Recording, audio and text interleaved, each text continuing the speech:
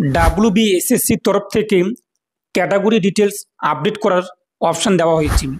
এখন আপনি কিন্তু SC ST OBC কিংবা জেনারেল যে কোনো ক্যাটাগরি আপডেট করতে পারবেন।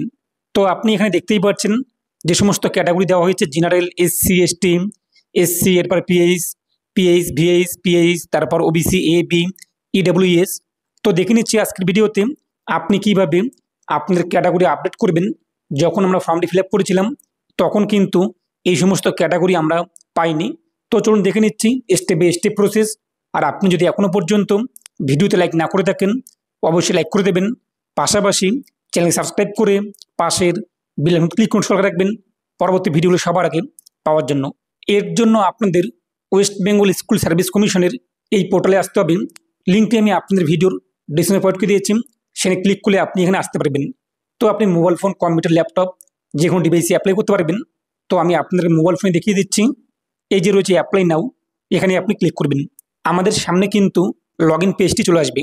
এখানে আপনি আপনার ক্যান্ডিডেট আইডি বসিয়ে দেবেন, রেজিস্টার মোবাইল নাম্বার বসিয়ে দেবেন, তারপর কি পাসওয়ার্ড রেখেছেন তা উল্লেখ করে দেবেন, তারপর লগ ইনে ক্লিক করবেন।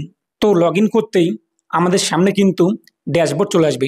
যদি এরকম চলে আসে তাহলে কোনো টেনশন করবেন না। এই যে 3টি ডট দেখতেই পাচ্ছেন, এখানে ক্লিক করবেন।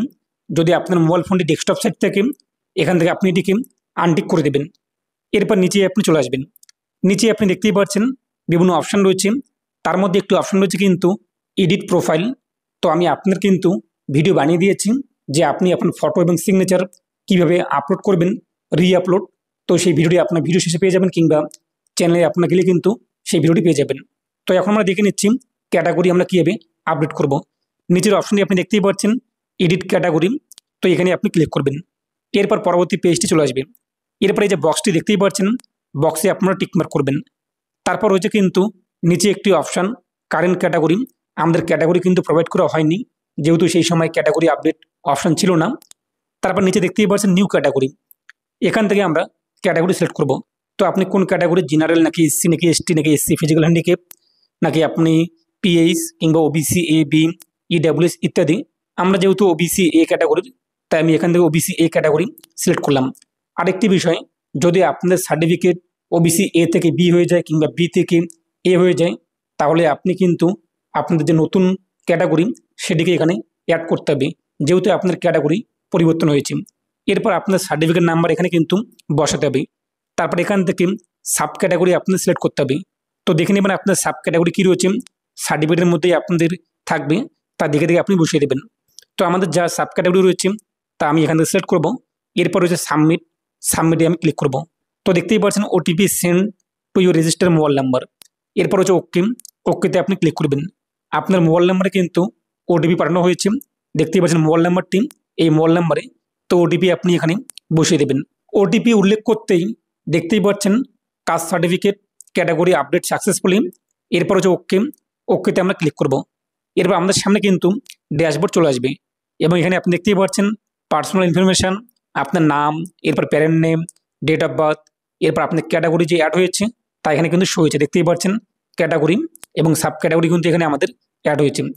তারপর নিচে আপনি আপনার একাডেমিক কোয়ালিফিকেশান দেখতেই পাচ্ছেন, যা যা আপনি উল্লেখ করেছেন ইত্যাদি বিষয়গুলো। এখন আপনি আবারও কী করবেন, যে ড্যাশবোর্ড রয়েছে, ড্যাশবোর্ডে আপনি ক্লিক করবেন। আপনার সামনে কিন্তু ড্যাশবোর্ড চলে আসবে। তারপর নিচে আপনি চলে আসবেন। নিচে আসার পর আপনি দেখতেই পাচ্ছেন অ্যাপ্লিকেশন ফর্ম, এটিকে আপনি এখান থেকে ডাউনলোড করবেন। এরপর দেখে নিচ্ছে আমাদের ক্যাটাগরি অ্যাড হয়েছে কিনা। তো দেখতেই পাচ্ছেন আমাদের ক্যাটাগরি এবং সাব ক্যাটাগরি কিন্তু অ্যাড হয়েছে আমাদের অ্যাপ্লিকেশন ফর্মে। এখন আপনি এই ফর্মটিকে ডাউনলোড এবং প্রিন্ট করে আপনার কাছে রেখে দেবেন। আর আপনি যদি এখনও পর্যন্ত ফটো এবং সিগনেচার আপলোড না করে থাকেন, এই যে এডিট প্রোফাইল, এখানে ক্লিক করে আপনি আপনার ফটো এবং সিগনেচার দেখতেই পাচ্ছেন আপলোড উইথ ফটো এবং সিগনেচারের অপশন আমাদের সামনে এখানে শো হয়েছে। তো ভিডিওটি চলে যাচ্ছে। এই ভিডিওটি দেখে নিয়ে আপনারা কিন্তু অনলাইনে ফটো এবং সিগনেচার আপডেট করতে পারবেন। তো এ নিয়ে আপনার মতামত কমেন্টে পেশ করবেন, আর অবশ্যই ভিডিওটি প্রত্যেককে শেয়ার করে জানিয়ে দেবেন। আপনাদের কিন্তু 11 তারিখ পর্যন্ত ডেট রয়েছে।